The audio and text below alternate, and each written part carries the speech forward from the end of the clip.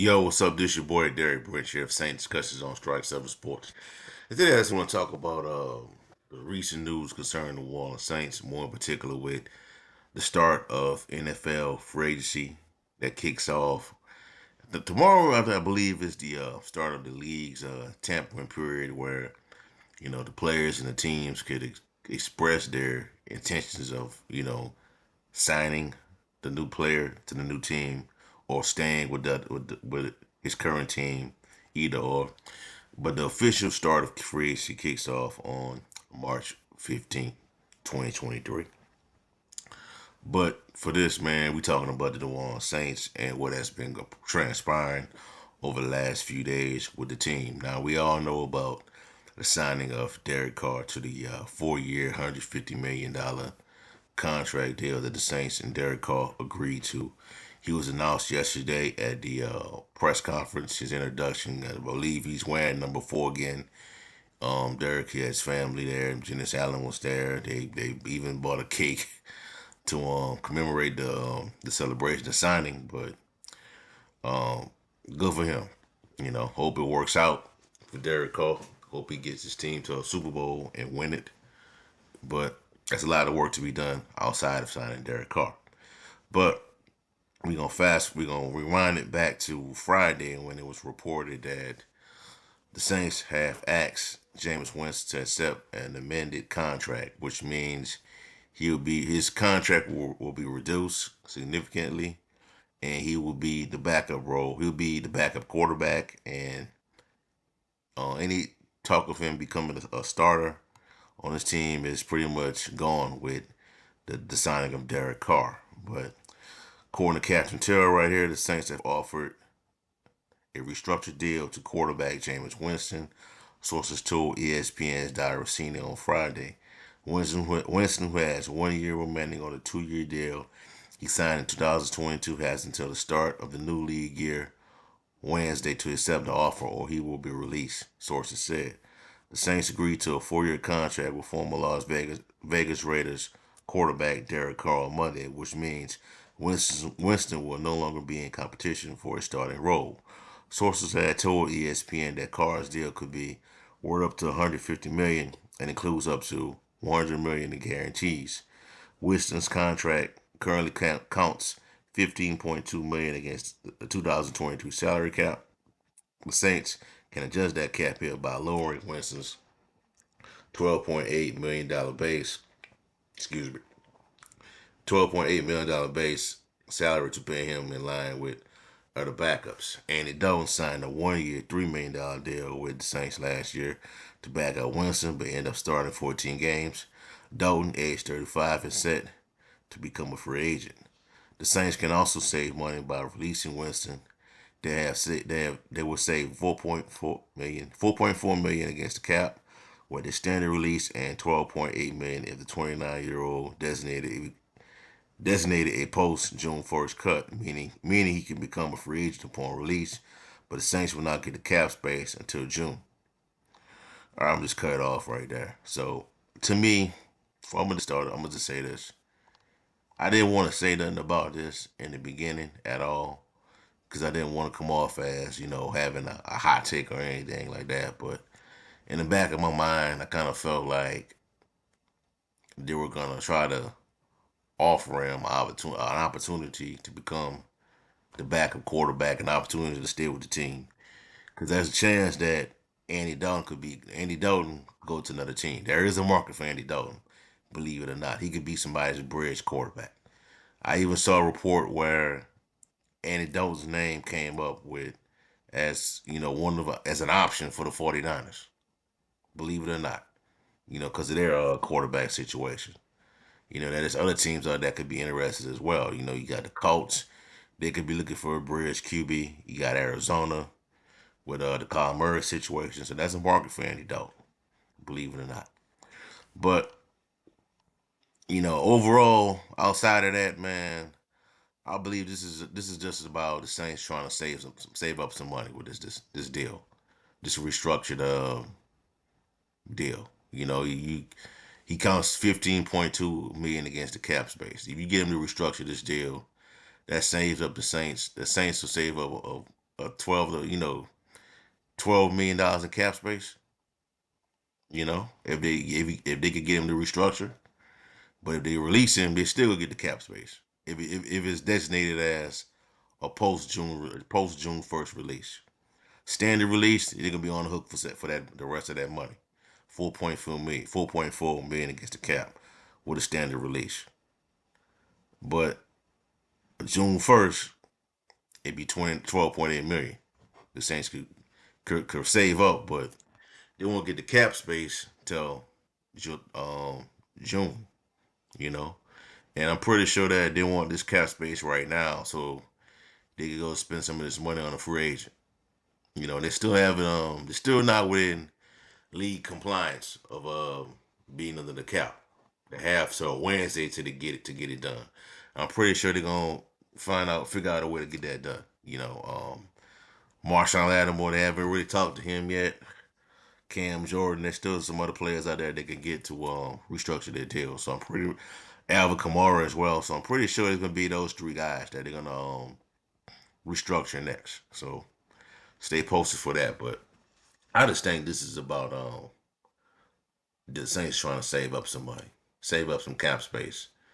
Um, I don't know. I mean, they don't really get into what really went down behind the scenes between Winston and Dennis Allen, because if I'm the if I didn't want Jameis Winston as my starter, I would have let him. I would have released him.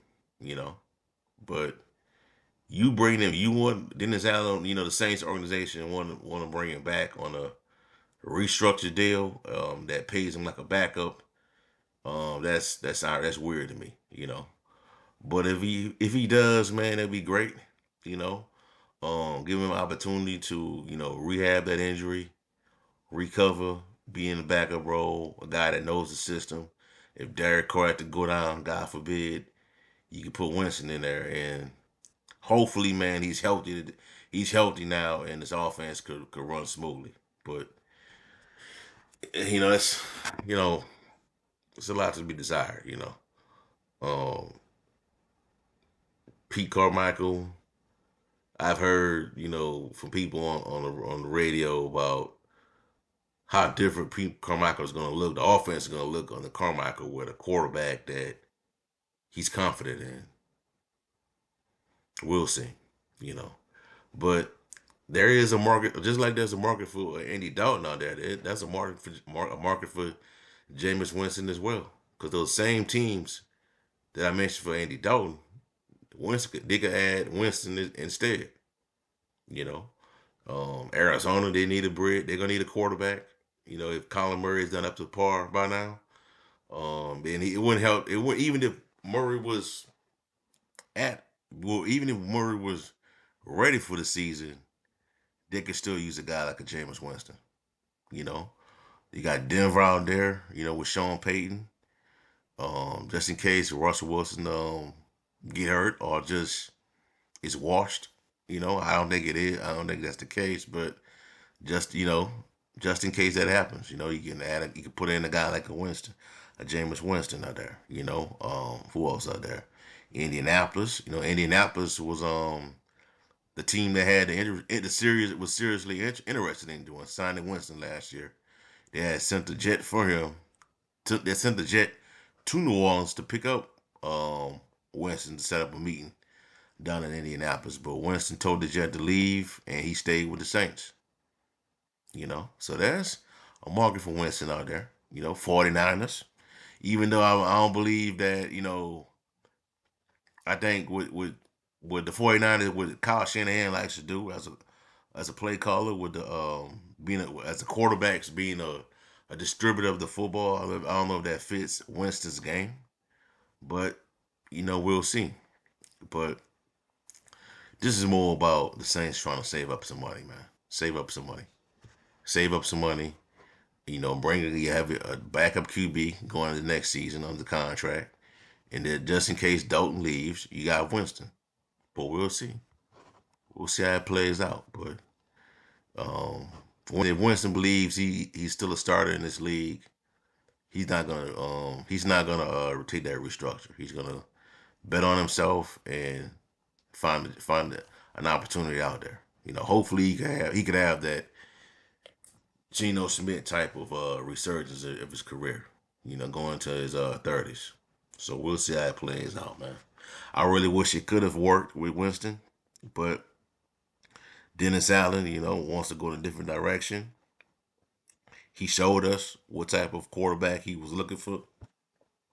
Excuse me, last year when they went hard after Deshaun Watson. Deshaun Watson. So we'll see how everything plays out. But I won't be surprised if Winston takes the restructure or he's asked to be released. We'll see how it plays out, man. It could go either way, man. It could go either way. All right, so next on the list on the docket, we'll talk about Saints. We signed an restricted free agent, Juwan Johnson. This happened yesterday. They had the Derek Carr signing the conference, and then I believe shortly right after that, they're going to bring back Juwan Johnson, 2-year deal throughout the 2024 season. So Johnson had me. He had a season 2022. He had two catches, 508 yards. So that was really good. That was a year for him. 7 touchdowns from the addition for yards. We haven't had this in a while. We haven't had this type of production since Jared Cook was at this. Jared Cook, guys, Graham, but looks like we're gonna be getting the person at that position. With a guy like Juwan Johnson. And I'm pretty sure for fantasy purposes, John will be a highly coveted tight end going into next season. He won't dear, but I expect him to be one of those guys that you look at, the ones that you got to add his team. Derek Carr, as we know, a lot of is really good at dribble off the tight ends. He has strong chemistry working with tight ends. He saw it in Oakland, Las Vegas when he had Derek Cook when he was with the Raiders. He had Darren Waller, who went off on the Saints in the 2020 season. He had Far Rowe, local guy, Jesuit High School. So I'm glad that we got Juwan Johnson back on a 2-year deal.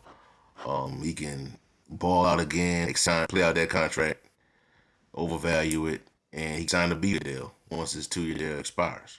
But the contract, fair. I like it.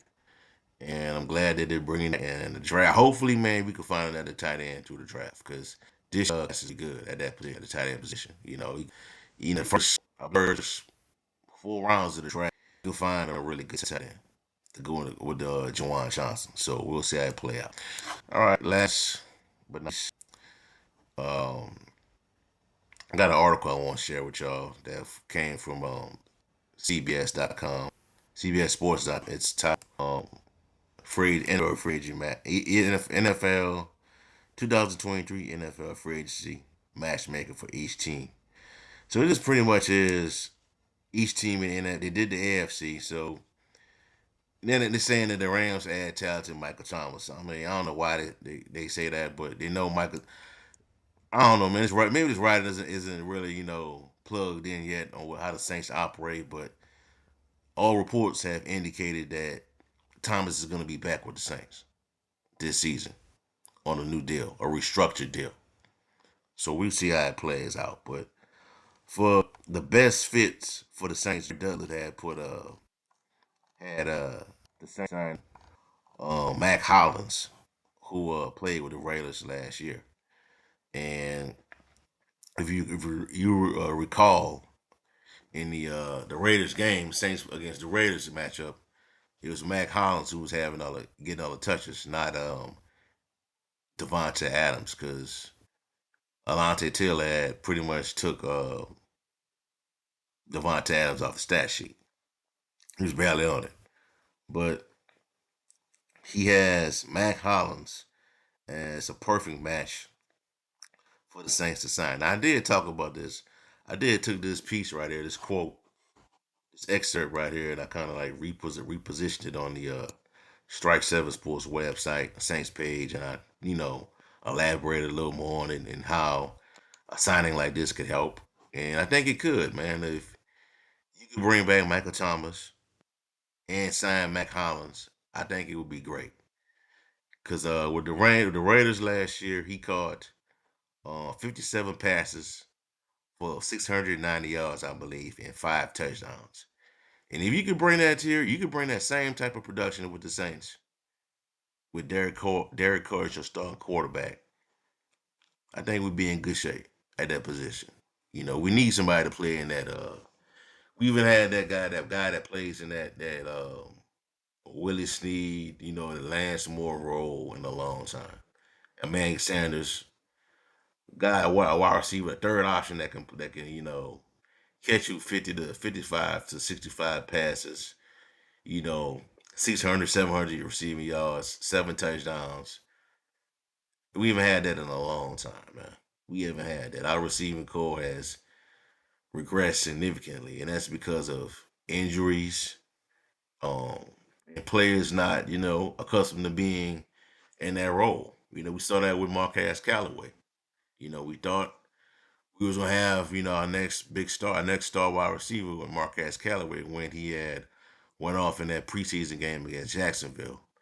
Had everybody excited. Regular season started, it was a opposite picture, you know. But it is what it is now. And it won't hurt to sign a guy like this, man. It shouldn't. He should come cheap. The numbers he put up should not call for a huge contract. We could sign this guy to a nice little 2 3 year deal. It'd be great, and he could put the numbers, continue to put those numbers up with Derek Carr quarterback. It'd be great, and it could also be insurance policy for Michael Thomas, just in case you bring back Michael Thomas and he gets hurt again. God forbid. But if he gets hurt again, a guy like Mac Hollins could fill it, could fill in, the ball could keep rolling. You know, because I just don't think that the Saints is good to like re-sign Michael Thomas on a new deal and still believe you got that guy from 2019. The guy from 2017, 2018, 2016. That's kind of a dangerous thing that you know. And if he can stay healthy and you bring back Hollins, you sign Hollins, that'd be great for this team. Or if you don't decide to go after Mac Hollins, the draft is there. You know, you could draft of your version of Mac Hollins in the NFL draft and save more money. So there's just more ways to do it. But I wouldn't mind having a guy like this on the team. You know, it'd be great. You know, and also you can make a move for Foster Moreau. That'd be another option at tight end that I think would be great for this team.